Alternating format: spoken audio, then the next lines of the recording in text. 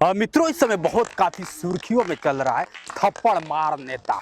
तो वही थप्पड़ मार नेता आज हमारे बीच में है और आज जानने का प्रयास करते हैं कि क्या प्री प्लानिंग थी और क्या जानकर आप गए थे जहां लोग विजय दिवस मनाते थे वहीं माला पहनाकर पहली बार इतिहास में होगा कि कोई थप्पड़ मारता है। आज हमारे बीच में है ब्रिजेश राजभर जी। पहले तो आपका स्वागत है सर। बहुत बहुत धन्यवाद और आपके सभी सम्मानित दर्शकों को मैं धन्यवाद देता हूं।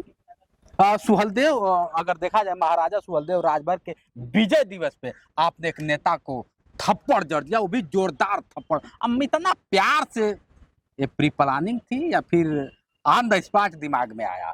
ऑन द स्पॉट दिमाग में आया और हम बहुत दिन से तलाश रहे थे ऐसे नेताओं को कि जिनके अंदर से डर और खौफ पब्लिक का खत्म हो चुका है।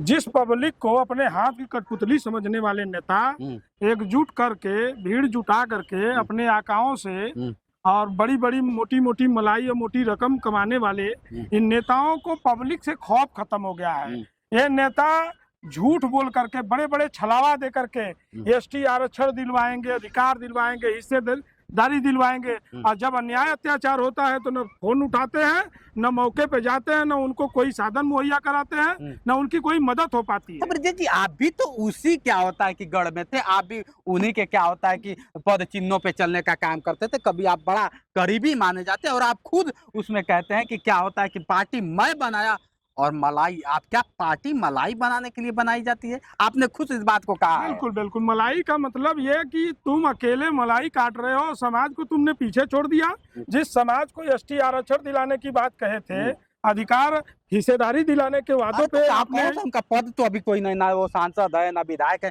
एक पार्टी का अगर देखा जाए तो राष्ट्रीय अध्यक्ष है, यही है ना? और राष्ट्रीय अध्यक्ष है तो किसी दल का गुलाम और बंधुआ मजदूर बन करके किसी एक समाज के नेता को सिंगल गाली देने से समाज को अधिकार मिलेगा? अगर तुमको सवाल उठाना है, तुम विपक्ष में हो तो तुम सरकार के नीतियों पे सवाल उठाओ, सरकार को वहाँ सवाल उठाओ जहाँ समाज के साथ अन्याय अत्याचार हो रहा है। तुम सिंगल एक काम कर रहे हो। और दूसरी बात, पार्टी हमने जब बनाई तो पार्टी का निधि सिद्धांत विचारधारा हमने उस तरह से बनाई थी कि अगर समाज के नेता अगर गलत कर रहे हैं तो हम लोग अच्छा काम करने के लिए समाज में एक मैसेज लेके जाएंगे। और 18 से 19 जिलों में हमने 17-18 महीने में मेहनत करके पार्टी को वहां पहुंचाया कि माननीय अखिलेश यादव बुला करके लखनऊ में सम्मान करते हैं। लेकिन उन्होंने जब एक सनसनी खबर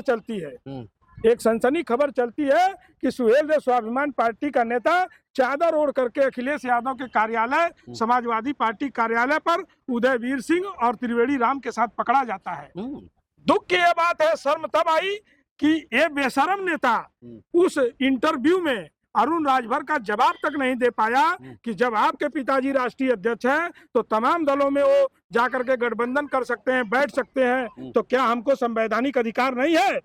ये आदमी कुछ जवाब नहीं दे पाया और स्वाभिमान में मियाने के लिए हमने इसको राष्ट्रीय अध्यक्ष नहीं बनाया था।